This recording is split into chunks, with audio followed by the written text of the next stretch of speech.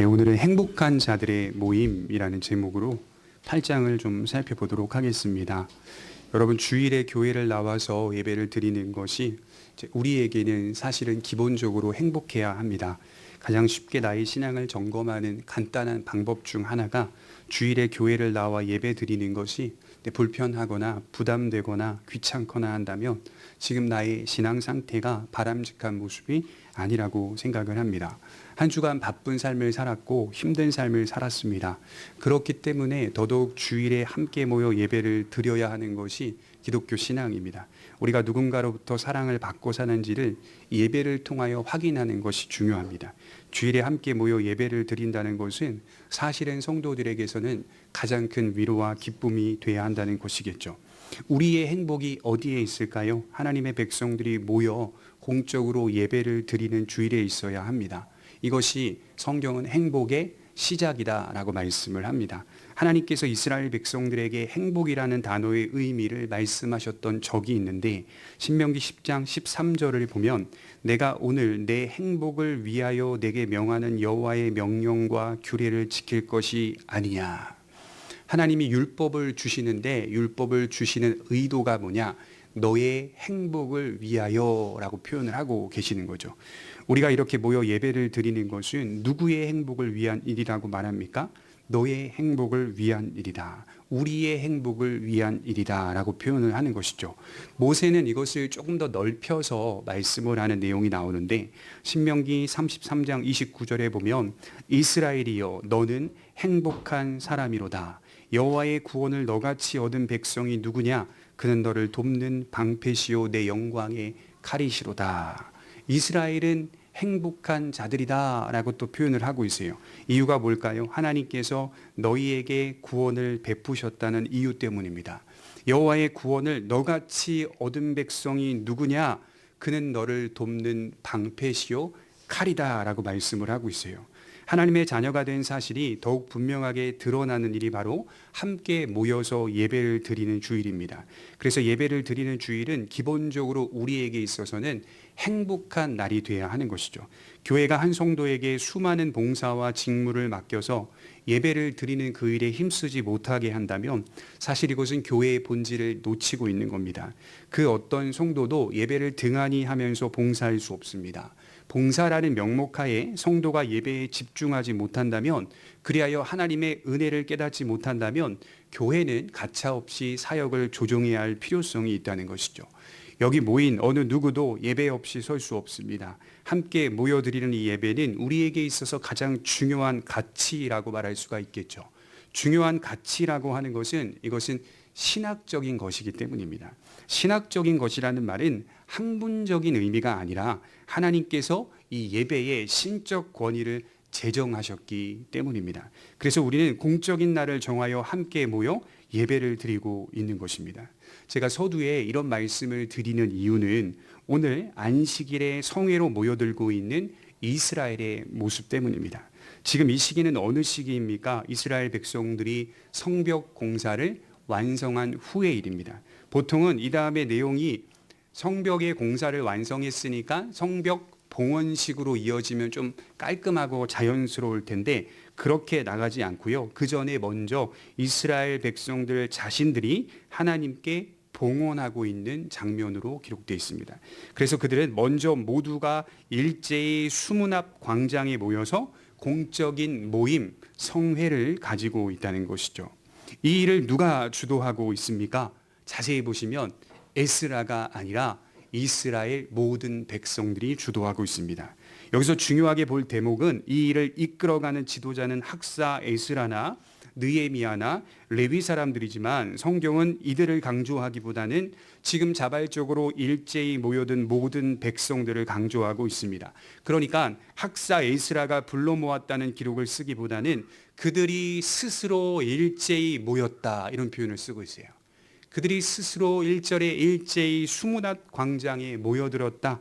그래서 우리는 참된 신앙은 어떤 신앙인지를 살펴보면 지도자는 반드시 필요하지만 바른 신앙의 지도를 통하여 모든 백성들이 일제히 하나님을 섬기는 겁니다. 그리하여 에스라에게 신앙의 주도권이 있는 게 아니라 모든 백성들에게 신앙의 주도권이 있어야 한다는 걸 가르치고 있는 거죠. 우리 스스로가 주도적인 신앙의 자세와 태도가 있어야 한다는 말입니다. 여러분 얼마나 감동적입니까? 1절을 보시면 이렇게 기록되어 있어요. 이스라엘 자손이 자기들의 성읍에 거주하였더니 7째 달에 이르러 모든 백성이 일제히 수문 앞 광장에 모여 학사 에스라에게 여호와께서 이스라엘에게 명령하신 모세의 율법책을 가져오기를 청하매. 저는 사실 이 모습을 보면서 부흥이라는 단어가 떠올랐어요. 지금 부흥이 일어난 거거든요. 남녀노소 멍난하고 어린아이들까지 포함하여 백성 전체가 일제히 수문 앞 광장에 모여들었다. KJV 성경에서는 as one man 이렇게 적혀 있어요. 이들이 한 사람처럼 되어 행동하고 있다, 이런 뜻이에요. 수많은 이스라엘 백성들이 한 사람이 되어 행동하고 있다라고 말하고 있죠. 이게 사실은 부흥입니다. 지금 부흥이 일어나고 있습니다. 우리 교회 공동체가 하나님을 예배하기 위하여 일제히 한 사람처럼 다 같이 모여드는 모습을 본다면 부흥이 일어난 거예요. 부흥이 일어난 거예요. 그래서 제가 지금 생각나는 게, 예전에 부교육자 사역을 할 때 이제 그 교회에서 수련회를 가는데 이제 교회가 소유하고 있었던 수련회장이 있었어요. 그래서 이제 버스를 빌려서 가는데 버스 안에서 노래방 기계가 보통은 이제 빌린 버스에 있잖아요. 그걸 딱 들고 교우들이 노래를 하나씩 이제 뽑는 겁니다. 이제 그때가 주일이었거든요. 가는 길에 다 노래를 부르는데 너무 노래가 즐겁고 신나고 좋아요. 찬송을 한 게 아니라 그 우리 권사님들 집사님들이 좋아하는 노래들, 그 노래들을 노래방에 다 켜고 얼마나 즐겁게 노래하는지를 모릅니다. 저도 막 흥이 나더라고요. 그런데 사실은 가만히 생각해 보면 옳은 거는 아니에요. 그런 것들은. 그죠? 부흥이 일어난 건 아니에요. 그냥 밖에 나간다고 해서 똑같은 모습으로 그렇게 막 트로트를 부르고 그다음에 가요를 부르면서 즐겁게 간 그런 모습들을 보면서 제가 개인적으로는 좀 아쉽다라는 생각들을 해보게 됩니다. 진짜 부흥이 일어난 건 우리가 야외에 나가든 실내에 들어오든 우리가 그날이 성일이라면, 주일이라면 하나님을 예배하는 마음으로 기뻐하고 즐거워하며 가는 거죠. 제가 그렇다고 해서 막 진중하게 있어야 된다 이런 얘기를 하는 게 아니라 우리가 함께 복음 앞에서의 즐거움과 교제를 가지고 나아가는 것이 바람직한 것이지, 세상 사람들 그 산악회나 등산을 가기 위해 하는 그런 모임과 똑같은 모임이 되어서는 안 된다, 제가 이렇게 말씀을 드리고 싶은 거죠. 지금 이스라엘 공동체는 이 일에 아주 중요한 가치를 품고 있었던 것입니다. 서두에 말씀을 드렸듯이 우리들이 주일에 모여 예배를 드리는 이 모임이 우리에게 있어서 그 어떤 것보다도 중요한 가치를 지닌 일이 되기를 바랍니다. 그것은 누군가가 강조해서가 아니라 우리 자신 안에서 자발적으로 일어나는 귀한 가치가 되기를 바랍니다. 그래서 8장을 읽을 때는 주목하셔 보셔야 될 것은 에스라나 느헤미야가 강요하고 있는 말씀이 하나도 안 나와요. 다 이 모여드는 이스라엘 백성들 전체가 주도적으로 하나님 앞에서 서서 경건한 신앙의 모습을 가지려고 하고 있다는 것이죠. 참된 믿음은 누가 주도적인 자세를 취해야 하는 걸까요? 지도자가 아니라, 신앙을 지도하는 에스라가 아니라 모든 백성들이 일제히 다 함께 수문 앞 광장에 모이는 것입니다. 우리 모두가 주도적인 신앙인이 되어야 합니다. 우리가 잘 아는 말씀 가운데 누가복음 15장 4절에 보면 너희 중에 어떤 사람이 양 100마리가 있는데 그 중에 하나를 잃으면 99마리를 들에 두고 그 잃은 것을 찾아내기까지 찾아다니지 아니하겠느냐. 이게 이제 예수님이 잃어버린 한 마리의 양을 향한 마음을 드러내고 있는 말씀인데, 여러분 한번 생각해 보십시오. 그렇다고 해서 99마리의 양들이 소중하지 않다는 것은 아닐 겁니다. 우리 주님께서 한 마리의 양이라도 돌아오기를 원하신다는 뜻이 이 말씀이겠죠. 그리하여 주님이 베푸신 큰 잔치에 모두가 일제히 모여들기를 원하시는 거죠. 잃어버린 사람 없이 일제히 모여들어 하나님의 잔치에 즐거워하기를 원하신다는 것이죠. 8장을 자세히 읽어보시면 모든 백성이라는 단어가 무려 9번이나 사용되고 있어요. 8장 1절에 모든 백성, 8장 3절에 모든 백성, 5절에 3번이나 나오고요. 6절에, 9절에, 11절에, 12절에 모든 백성이라는 단어가 무려 9번이나 기록되어 있습니다. 그들이 모여서 무엇을 했습니까? 하나님의 성일을 지켰다. 9절에 그렇게 기록하고 있죠. 여기서 성일은 안식일을 의미하며 그 토대 가운데 나팔절과 초막절로 이어지는 맥락이라고 말할 수가 있습니다. 지금 이스라엘은 일제히 모여서 무엇을 요청하고 있습니까? 하나님의 성의를 지키는데 그들이 강조하는 게 나와요. 1절을 다시 보시면 모세의 율법책을 가져오기를 청하매. 이것이 8장 전체의 핵심 내용입니다. 성의를 지키는데 그 중심에 여호와의 말씀이 낭독되고 있습니다. 그리고 누가 요청하죠? 에스라가 낭독한 게 아니라 백성들이 요청하여 가져오기를 원하고 있다. 선포되고 있고 가르쳐지고 있고 설명되고 있다. 이스라엘이 한 사람같이 되어 요구했던 것은 말씀의 선포였습니다. 모세의 율법책이었습니다. 물론 절기를 지키는 장면도 이어서 나옵니다. 하지만 이 초막절이라고 하는 절기 역시 모세의 율법책에서 나오는 규례였습니다. 하나님의 말씀이 낭독되는 것이 이스라엘에게는 가장 중요한 요청이었습니다. 오늘날 교회 공동체도 마찬가지라고 생각해요. 이 예배라고 하는 형식, 이 형식, 예배라고 하는 의식, 이 형식과 의식에만 몰두해서는 안 됩니다. 그래서 절기를 지키는 것에만 몰두해서도 안 됩니다. 교회의 핵심은 에스라도 아니고 느헤미야도 아닌 하나님의 말씀에 있습니다. 교회가 교회되는 가장 중요한 가치와 요소는 무엇입니까? 여호와의 말씀이다라고 표현할 수 있겠죠. 그래서 여기서도 역시 초점은 에스라나 느헤미야가 아니라 여호와의 말씀이다라고 하는 사실을 강조하고 있다는 것이죠. 무엇에 가장 큰 관심을 두어야 할까요? 에스라 개인의 말입니까? 목사가 이렇게 말했으니까 들어야겠다. 그 개인의 말입니까? 느헤미야 개인의 말입니까? 아닙니다. 그렇지 않아요. 오직 여호와의 말씀이 우리에게 무엇을 말하고 있는가를 깨닫는 겁니다. 그게 가장 중요한 성도의 자세예요. 우리를 변화시키는 것은, 우리를 회복시키는 것은 궁극적으로 여호와의 말씀뿐입니다. 누군가의 권면도 필요하죠. 누군가의 아름다운 섬김도 필요합니다. 그러나 그것 때문에 죄인된 인간이 변화되는 건 아닙니다. 감동은 받을 수 있지만 죄단 우리에게 근본적인 변화를 이끌어내지는 못해요. 우리 자신을 바꿀 수 있는 것은 오직 하나님의 말씀을 바로 알 때, 바로 이해하고 깨달을 때 우리는 그때 회복될 수 있고 부흥이 일어나는 거예요. 조금 나은 인간이라 하여도 인간 안에서는 성경이 말하죠. 선한 것이 나올 수 없다. 그래서 여호와의 말씀만이 가장 선하다라고 말할 수 있는 겁니다. 인간을 의지하고 의존하는 모든 시도들은 결국에는 잘못된 것들임을 깨닫게 되는 것이죠.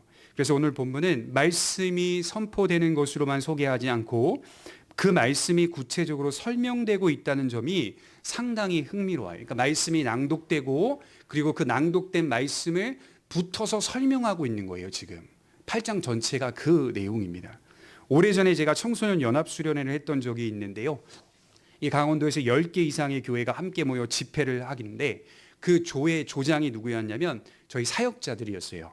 같은 개혁신학을 배운 사역자들이 각 조에 들어가서 조장이 되어서 말씀이 선포된 후에 그 말씀을 가지고 함께 설명하는 그런 그 집회를 가졌습니다. 아이들에게 잘 깨달아질 수 있도록 설명해 주었어요. 반복해서 설명해 주었어요. 그 집회 가운데 지금도 생각나는 게 막 찬송을 부르는데 이 여자 그 학생 하나가 있었는데 자매 하나가 있었는데 막 그 예배를 드리는 중간에 막 쓰러지는 거예요. 막 뭔가 쓰러지고 뭐 감정적으로 뭔가 동요가 됐던지 쓰러져요. 그리고 또 이렇게 세우려고 하면 또 쓰러지고. 그래서 제가 그 아이만 이렇게 데리고 나와서 뒷방에 가가지고 왜 쓰러졌니? 이렇게 물어봤더니 뭐 은혜를 경험해서 픽 쓰러졌다. 힘이 빠져서 픽 쓰러졌다. 이렇게 해서 제가 은혜는 그렇게 경험하는 게 아니야. 라고 하면서 제가 자세히 설명해 주어서 다시 이제 그 조 안으로 들어오게 했더니 이제 다리에 힘이 붙어가지고 끝까지 예배를 잘 드리는 겁니다. 그러니까 왜 그렇겠어요? 그 부모님한테 그런 신앙을 배운 거예요. 집에서. 그렇게 큰 집회나 부흥회를 하면 그런 무아지경과 그런 감정적인 동요에 의존해서 예배를 드리는 것에 몰두해서 그런 교육을 받은 거예요. 그래서 진짜 예배는, 진짜 은혜는, 진짜 깨달음은 말씀을 네가 얼마나 잘 깨닫고 있는가가 중요하다. 그리고 그 말씀을 너에게 잘 적용하는 것이 중요하다라고 하는 것을 이야기했습니다. 기도는 정말 중요하고 찬송도 중요하지만 그것을 통해 감정의 동요를 받아가지고 지나치게 그런 제스처를 취하는 것은 올바른 건 아니다. 제가 이렇게 말씀을 했던 기억이 납니다. 그래서 그 집회가 끝나는 날까지 우리는 뭘 했냐면 말씀이 선포되고 붙어서 그 말씀을 잘 설명해 주는 역할을 하고 나머지 시간은 다 놀았습니다. 아이들하고 다. 그렇게 시간을 보냈어요. 그렇게 즐겁게 보냈어요. 여러분, 에스라의 간절한 바람은 무엇일까요? 읽고 있는 내내 에스라와 느헤미야의 마음이 느껴졌는데 모든 백성들이 하나님의 말씀을 바르게 깨닫는 것이었습니다. 그것이라면 족한 거예요. 그것을 위해서 최선을 다해 말씀을 낭독하고 가르쳤던 겁니다. 7절과 8절에 보시면 붙어서 가르친 사람들이 나오는데요. 예수아와 바니와 세레바와 야민과 악굽과 사부데와 허디야와 마하시야와 그리다와 아샤라와 요사밧과 하난과 블레아와 레위 사람들은 백성이 제자리에 서 있는 동안 그들에게 율법을 깨닫게 하였는데 하나님의 율법책을 낭독하고 그 뜻을 해석하여 백성에게 그 낭독하는 것을 다 깨닫게 하니. 붙어서 계속 설명해 주는 거예요. 계속 알게 해주는 거예요. 이분들은 다 말씀을 깨닫게 해주는 역할을 했던 사람들입니다. 에스라와 느헤미야 그리고 레위인들이 기록되어 있죠. 낭독하는 것을 모든 백성들 곁에 붙어서 깨닫게 해주었던 인물, 참 귀하죠. 그래서 에스라와 느헤미야는 하나님의 말씀이 온 백성에게 바로 깨달아질 수 있도록 최선을 다하여 가르치고 있어요. 그래서 2절에 보면 알아듣다라는 단어가 빈이라고 하는 히브리 단어인데요. 이게 깨닫다, 듣다, 알아듣다 이런 뜻인데요. 이게 8장 전체에 무려 6번이나 나와요. 2절에 한 번, 3절에 한 번, 7절에 빈, 8절에 빈, 9절에 빈, 12절에 빈. 다 깨닫다, 알아듣다 이런 단어가 계속 반복되고 있어요. 말씀이 선포되는 것으로 만족하지 말라는 거예요. 그 말씀을 어떻게든 바르게 깨닫는데 가장 중요한 초점이 있다는 사실입니다. 그래서 설명하여 깨닫게 하려는 것, 알게 하려는 것이 계속하여서 이루어져야 한다는 사실입니다. 이것을 간단하게 말하자면 예배와 말씀과 교육이 하나 되고 있다라고 하는 것이겠죠. 그런 면에서 종교개혁자들은 우리에게 아주 중요한 유산을 남겼습니다. 그것은 성경이 전문가들의 배타적인 전유물이 아니라는 것이죠. 누구나 성경을 가까이 할 수 있고 누구나 성경을 읽을 수 있고 누구나 깨달을 수 있다는 사실을 전파한 사람들이 종교개혁자들이었어요. 예수 그리스도 안에 있다면 누구나 하나님의 말씀을 가까이 하며 깨달아 나눌 수 있다.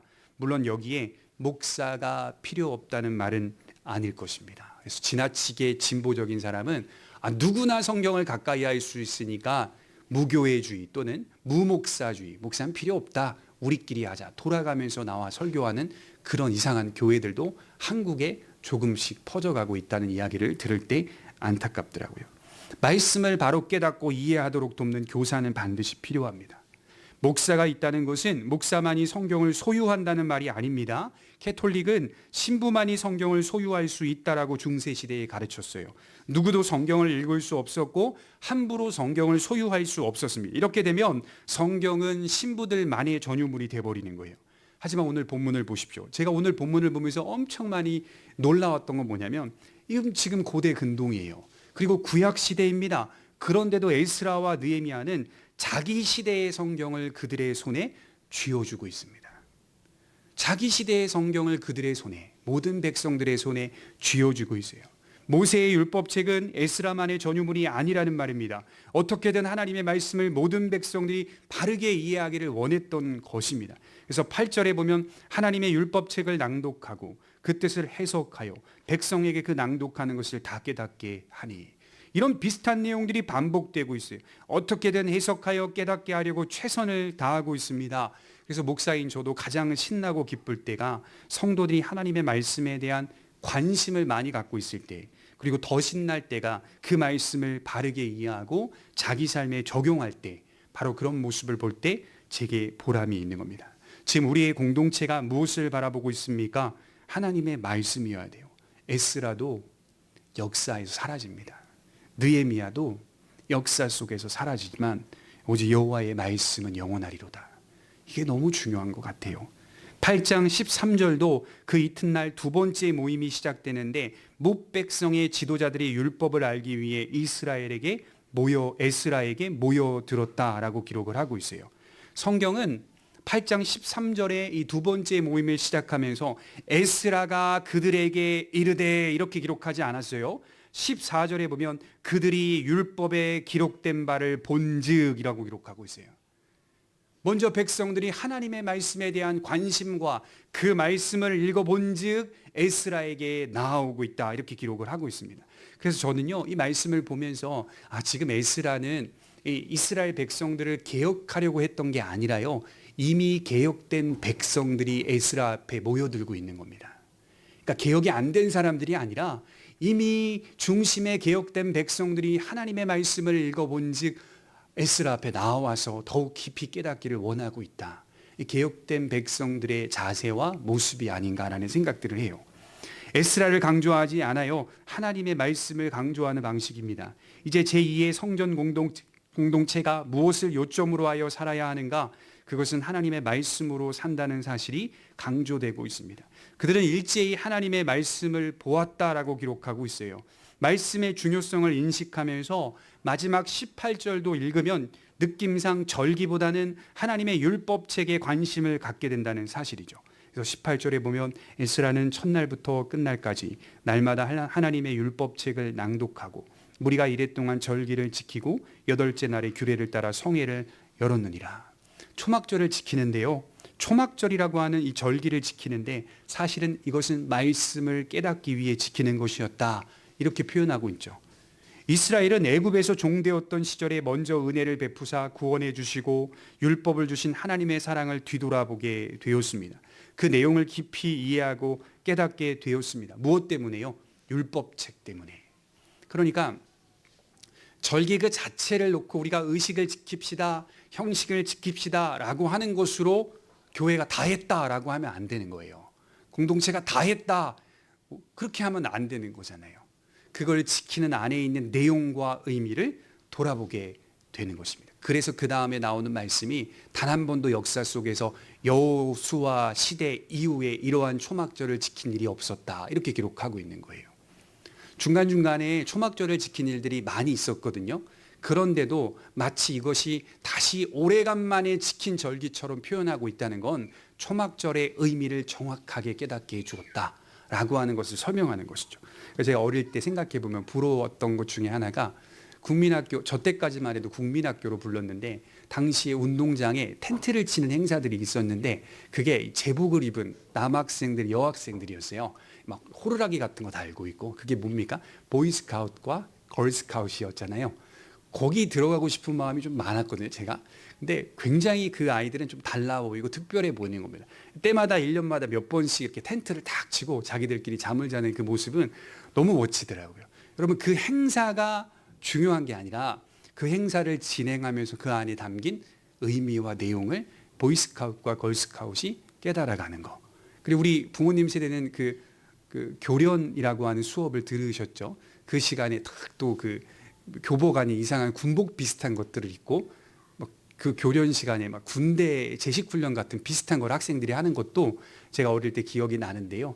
그 자체가 중요한 것이 아니라 담아내고 있는 의미와 내용을 얼마나 깊이 잘 깨닫고 있는가, 이게 중요한 것 같아요. 여러분, 저희도 여유가 생긴다면 나중에 한번 이 초막절 지키는 이런 행사를, 물론 지금은 이 의식법들이 다 폐해지긴 했지만 우리 교인들끼리 초막절 행사 또는 주일학교에서 이런 행사를 한번 하면서 아이들에게 초막절은 어떤 의미가 있는가, 예수 그리스도께서 성취하신 절기인데 그 안에 담겨 있는 것은 죄된, 종된 노예의 삶을 살았던 자들이 진정한 자유를 누리는 그 절기를 하나님께 감사하는 날이다라고 하는 것을 참 교육으로 이렇게 나타내 주는 것도 중요한 것 같다, 이런 생각들을 또 해보게 되었습니다.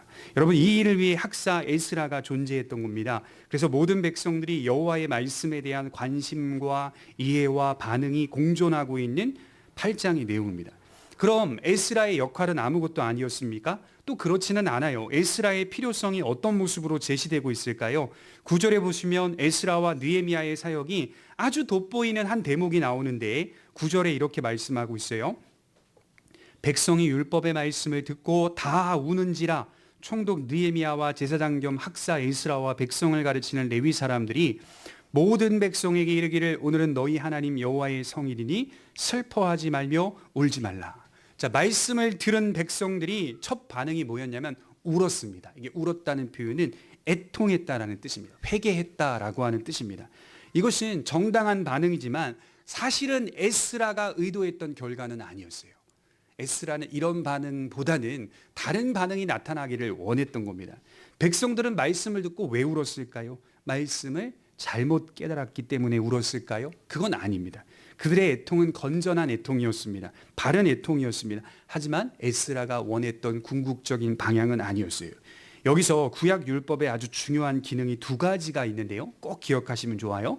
구약 율법의 중요한 기능, 첫째는 애통입니다. 율법을 들으며 회개하고 애통하는 모습은 구약 성경 전체를 읽다 보면 자주 기록되어 있습니다. 그래서 말씀이 선포될 때 말씀을 듣는 공동체는 다 울어요. 또는 옷을 찢어요. 회개하는 애통의 역사가 일어납니다. 왜 그럴까요? 율법은 이스라엘 백성들에게 있어서 기준이기 때문입니다. 그리고 그들이 지키지 못하였다는 사실을 아주 벌거벗겨 버리는 거예요. 적나라하게 드러나게 버리는 거예요. 이스라엘은 지금 말씀을 들으면서 이 율법의 내용들을 계속해서 무시해왔던 자신들을 발견하고 있다는 겁니다. 정당한 깨달음이었어요. 우리 성도님들도 말씀을 들으면서 애통하는 마음이 생기셔야 합니다. 하나님의 말씀을 들으면서 아파하는 마음도 있어야 합니다. 또한 회개해야 한다는 사실도 깨달으셔야 합니다. 그리하여 하나님 앞에서 홀로 회개하고 스스로 반성하는 것은 정말 귀한 일입니다. 그래서 하나님의 말씀은 거울과도 같다라고 성경은 말해요. 우리에게 원칙과 기준을 제시하여 우리 자신의 실상을 보여주는 거울의 역할을 하고 있다는 것이죠. 우리는 변하잖아요. 날마다 변하지만 여전히 그 자리에 서 있는 하나님의 말씀 기준은 변하지 않는다는 것을 깨닫게 되는 것이죠. 그리고 그 변하지 않는 하나님의 말씀을 통하여 나의 잘못된 모습들을 보고 애통하는 겁니다. 그리고 다시 기준을 세우는 겁니다. 그런데 여러분, 율법에는 아주 중요한 또 하나의 기능이 있어요. 애통의 기능만 있는 게 아니에요. 우리의 실상을 적나라하게 보여주는 기능만 있는 게 아니에요. 또 다른 기능이 하나 있는데 10절에 보시면 느헤미야가 또 그들에게 이르기를 너희는 가서 살찐 것을 먹고 단 것을 마시되 준비하지 못한 자에게는 나누어 주라. 이날은 우리 주의 성일이니 근심하지 말라. 여호와로 인하여 기뻐하는 것이 너희의 힘이니라 하고. 그래서 말씀 속에서 많이 제가 크게 위로를 받았던 건 단 것을 먹으라. 이게 되게 많이 와닿았거든요. 단 것을 좋아하는데 단 것을 먹어라. 그래서 단 것은 즐거움과 연계되어 있다라고 하는 것을 말하고 있는 것이죠. 율법의 중요한 두 번째 기능은 실패와 좌절감만 남기는 게 아니라 우리에게 은혜와 기쁨을 허락한다는 사실입니다. 구약 율법을 깊이 있게 이해하지 못하는 분들은 율법을 단지 하여라 하지 말라 정도로만 이해합니다. 그래서 순종하면 복을 받고 불순종하면 저주를 받는다는 말씀으로만 이해하는 경향입니다. 하지만 보시다시피 구약 역사는 율법의 기준 앞에서 누구도 성공하지 못했습니다. 여러분들이 제일 존경하는 인물이 누구죠? 제가 존경하는 인물이 누구냐라고 하면 다윗이라고 말하겠죠. 다윗 역시 율법을 온전히 지킨 사람은 아니었어요. 그런데도 그가 성경의 위치에서 높이 평가를 받는 이유가 무엇일까요? 율법의 메시지가 전체적으로 들여다볼 때 믿음을 통하여 주어지는 은혜와 구원의 메시지라는 사실을 깨달았기 때문입니다. 여러분, 다윗은요, 율법을 잘 지켜갔던 사람이지만 율법을 다 지키지는 못했습니다. 자, 거울로 보자면 다 지키지 못한 사람은 죄인입니다. 많이 지켜도 하나라도 지키지 못하면 죄인입니다. 그게 율법이 우리에게 비추는 수치입니다. 수치. 그런데 다윗이 높이 평가를 받고 있다는 말이죠. 왜 그렇죠? 다윗은 율법이 담아내고 있는 전체적인 의미를 들여다보았기 때문이에요. 어떻게 들여다봤다는 거예요? 믿음을 통하여 율법을 지켰다는 말입니다. 율법을 지킨 게 아니라 믿음을 통하여 지켰다는 말은 로마서에서 말하고 있듯이 은혜를 기반으로 율법을 지켜갔다는 뜻입니다. 하나님의 은혜로 말미암아 율법에 순종하며 살았다. 다시 말씀드리자면 율법에 아주 중요한 기능이 있는데 그것은 은혜와 구원의 메시지입니다. 믿음을 통하여 율법을 지킬 때 비로소 그는 은혜가 무엇인지를 깨닫게 되고 구원의 메시지를 경험하게 됩니다. 그래서 여러분들이 말씀을 잘 지키는 사람들이 나오게 되면요, 제가 교회 사역할 때마다 많이 느꼈어요. 그렇게 열심히 있는 사람들이 자기 의의가 많은 사람들이 많다라고 하는 걸 제가 많이 깨달았거든요. 말씀에 순종을 많이 하면 많이 할수록 그 말씀에 순종을 많이 한 것 때문에 자랑하는 사람들이 많더라라고 하는 것이 제가 교회 공동체에서 경험한 거거든요. 그런데 사실은 건전한 그리스도인들은 말씀에 순종을 많이 하면 할수록 뭘 많이 깨닫냐면 은혜를 많이 깨달아야 됩니다. 은혜. 내가 순종할 수 있도록 인도하신 성령님의 도우심과 은혜, 거룩한 삶을 살아갈 수 있도록 나와 함께 하신 하나님의 사랑, 은혜를 깊이 깨달아가면 갈수록 자기의 의는 없어지고요. 소멸되고 성령의 의가 드러납니다. 그래서 그 의를 가지고 다른 사람들을 세워주는 역할까지 가니 죽어가는 영혼들이 막 살아나는 겁니다. 그런데 율법주의자는요, 내가 그만큼 열심을 냈으니까 다른 사람들을 죽이기 시작합니다. 막. 그죠? 그래서 교회 공동체 가운데 열심을 안 내는 사람들은요, 다 나가. 이렇게 되는 거예요. 다. 나가. 이렇게 되지 않아요. 은혜를 많이 경험하는 사람이 되기 때문에 들어와서 나와 함께 가자. 아가서 말씀, 사랑하는 자여, 나와 함께 가자. 이게 은혜거든요. 이 귀한 말씀으로 우리를 인도하고 있는 겁니다. 그러니 율법은 그저 차가운 계율이 아닙니다. 삭막하고 어두운 그림자가 아닙니다. 율법은 우리를 중보자에게로 이끌어주는 복된 가르침입니다. 율법은 우리를 하나님의 은혜 앞에 세우는 복된 진리입니다. 이스라엘 역사를 가만히 살펴보시면 율법을 어길 때에도 여전히 은혜의 원리가 있어서 회개하고 돌아올 수 있었습니다. 그래서 다음 주에 9장을 살필 거긴 한데 9장을 읽어보시면 은혜가 굉장히 많이 강조되고 있어요. 기다림이라고 하는 거, 하나님이 너희들을 위하여 오래 참지 않았냐? 너희들을 사랑하지 않았느냐? 너희들과 함께 하지 않았느냐? 여러분, 우리 먼저 9장 17절을 한번 먼저 읽어볼게요. 다음 주 살피기 전에 9장 17절입니다.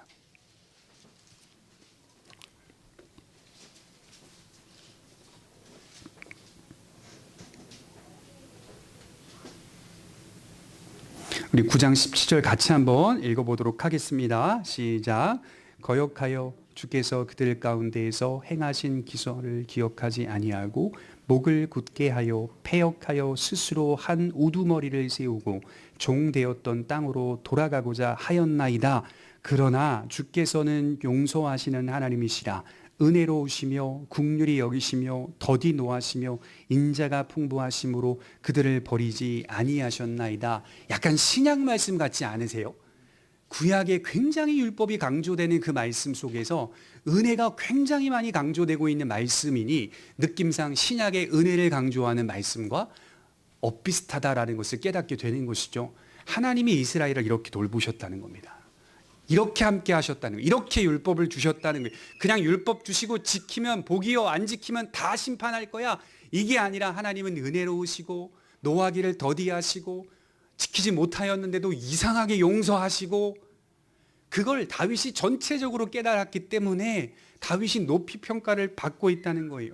우리 중에 어떤 심각한 죄를 지었다 하더라도 하나님 앞에 못 나오는 죄를 짓는 사람은 없습니다.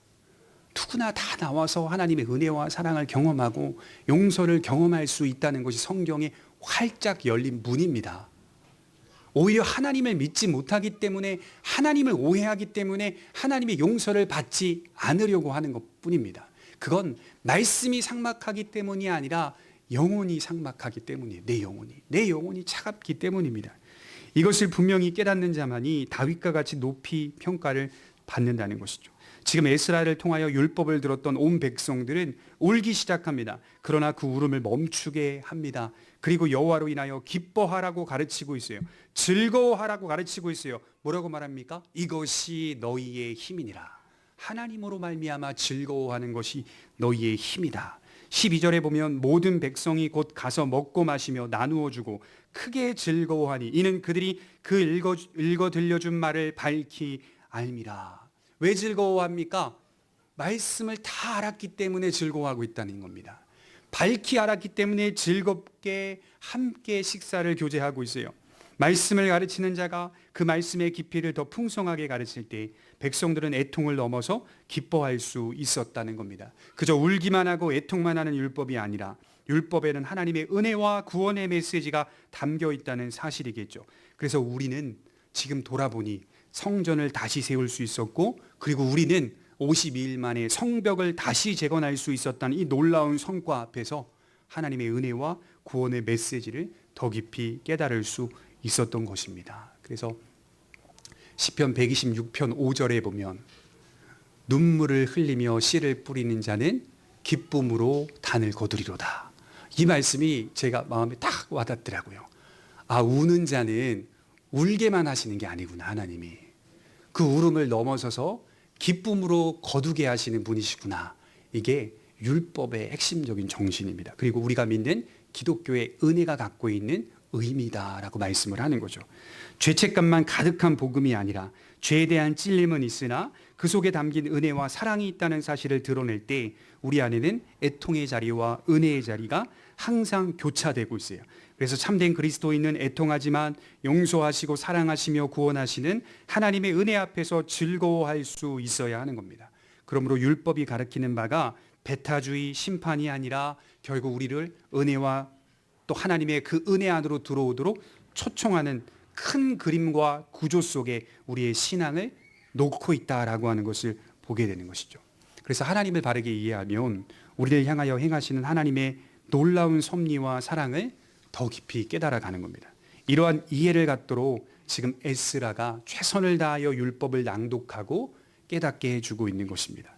제가 서두에 말씀을 드렸죠. 주일은 모든 성도들이 행복해야 된다. 이 행복은 하나님의 말씀을 밝히 깨닫고 그 깨달은 말씀이 가르치는 바가 이런데도 불구하고 우리를 사랑하시는 하나님의 놀라운 손길이 예배를 통해 확인되니 당연히 행복할 수밖에 없다. 그리고 거기서 멈추는 것이 아니라 내가 반응하며 살아야겠다. 그 사랑 앞에서 보답하며 살아가야겠다라고 하는 도전과 책임감 또한 우리에게 허락하고 있으니 이 거룩한 소명감이 우리 모두에게 공평하게 주어지고 있다는 사실 앞에서 우리가 다 행복해하고 즐거워해야 합니다. 그래서 복음이라고 하는 것은 지식의 문제가 아닙니다. 복음은 우리 존재의 문제임을 알게 되고 그 존재가 내 안에 생명력 있게 활성화되고 있다는 것을 깨닫기 때문에, 예배를 통하여 깨닫기 때문에, 도저히 받을 수 없는 사랑을 깊이 받았고 받고 있다는 사실을 마주하기 때문에 우리는 함께 모여 예배를 드리는 이 일에 행복감을 항상 가지고 있어야 하는 것입니다. 그것을 시작으로 하여금 우리의 한 주가 어디서든 감사할 수 있고 어디서든 기도할 수 있고 어디서든 찬송할 수 있게 되는 것입니다. 기도하도록 하겠습니다.